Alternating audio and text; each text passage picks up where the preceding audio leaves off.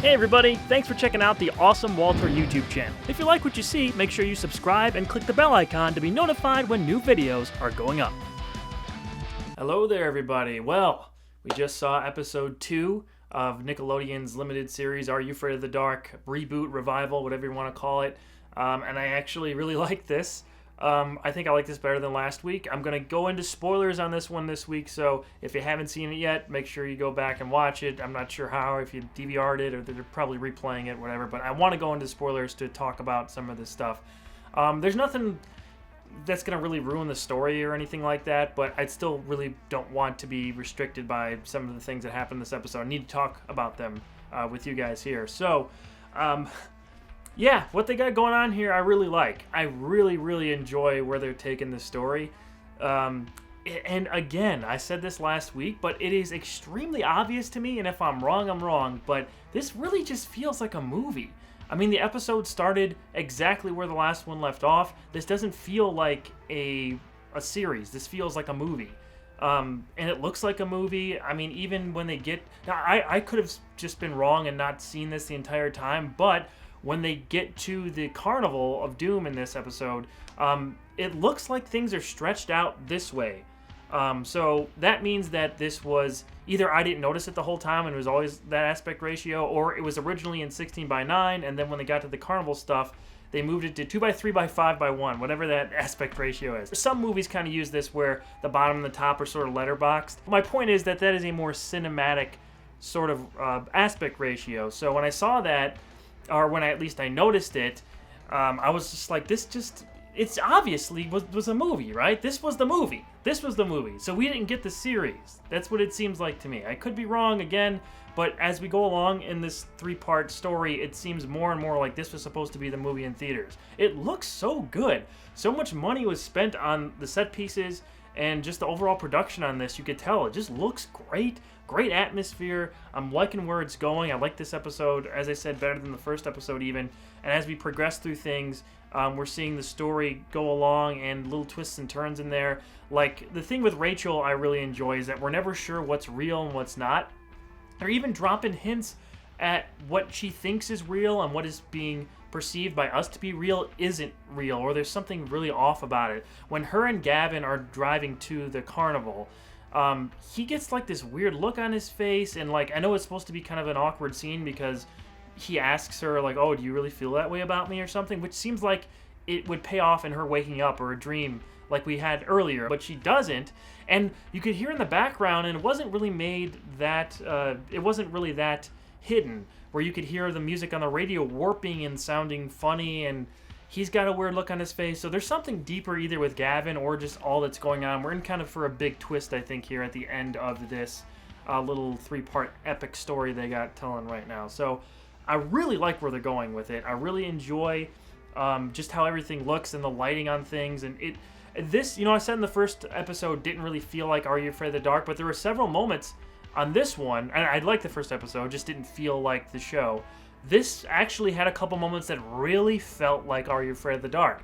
There's a moment where Rachel and the gang are putting up missing pictures of their friend, like the flyers, you put up, and there's a shot where they walk away and they have a bunch of them in the background, and we just track in or dolly in very slowly, and we see that the ink on the posters start to melt off and all the posters are now blank. Like, that feels like Are You Afraid of the Dark? That got me. That was great.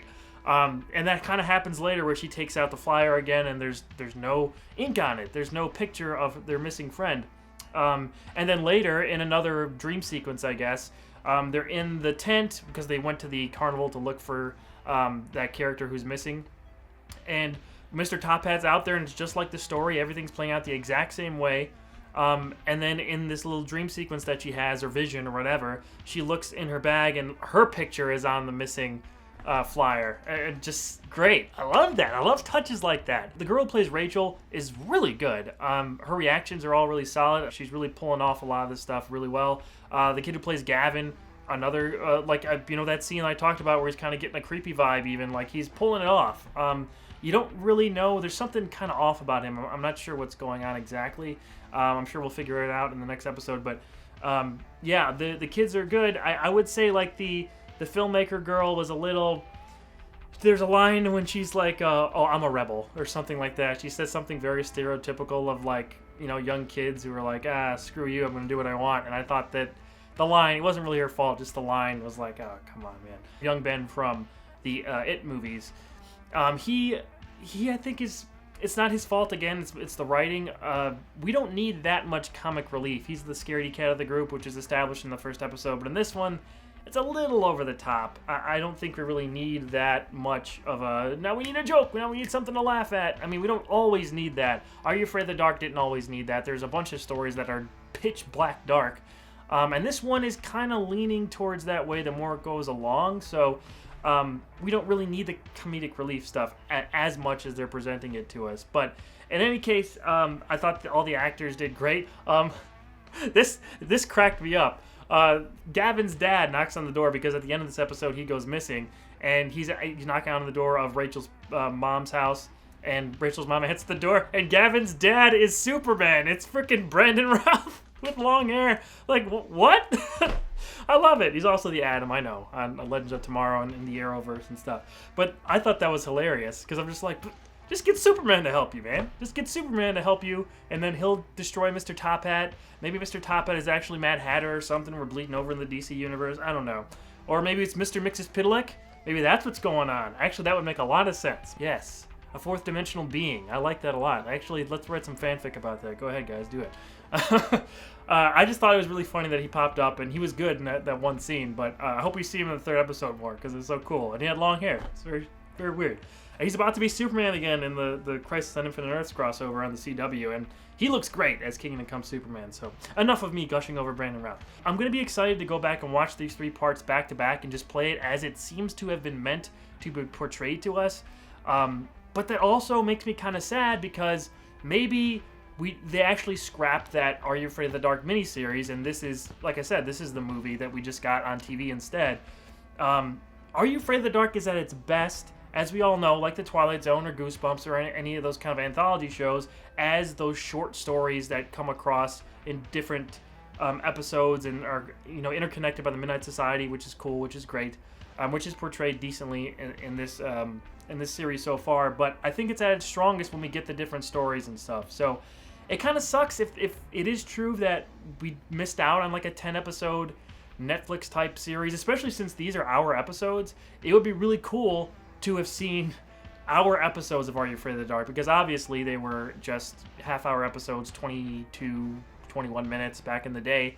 But hour-long Are You Afraid of the Dark episodes, give me that. That would have been great. Obviously, we got some 2-parters, 3-parters, I think, you know, way back when that show was on. But I think having hour-long Are You Afraid of the Dark episodes, you could do so much more with each individual story. That would have been so cool. I hope that this kickstarts the interest in the show again. Maybe yearly we'll get like an Are You Afraid of the Dark special on Nickelodeon. I mean, why not? If it's doing well, I mean, I hope it's doing well. I don't know the numbers, you know, the ratings or anything, or if the buzz was strong enough about the show coming back. I know that, you know, Double Dare is still on. I know that they were planning possibly a Hey Arnold, another season of Hey Arnold after the Jungle movie came out, and that didn't materialize, so that didn't do that well. I haven't watched the Rocco movie yet on Netflix, but there's been no talk about a return to Rocco or the Invader Zim stuff that was on Netflix. I'll probably be reviewing those on here eventually when I get around to watching them. But in any case, I really want this to be a yearly thing on Nickelodeon. I think this is great. You know, we got our Goosebumps movies. Those, at least the first one, did really well. We got that revival. Those weren't exactly like the show either, but they were still fun in a Jumanji type of way. This, though, as you can tell, I'm very excited about this. I really want to see this. Like, get different filmmakers involved. You can toe the line with what's appropriate for younger audiences in terms of how scary it is. I mean, they give a warning at the beginning of this. This is really not pulling a lot of punches for how creepy it is. And no, it's not gory or anything like that, but they really go far with the scares and just the mood of everything, and it just feels creepy. I like that a lot for this. And, you know, parents can watch it with their kids. I hope they keep this going. I want to hear what you guys think of this second episode of the Are You Afraid of the Dark revival. Leave the comments below.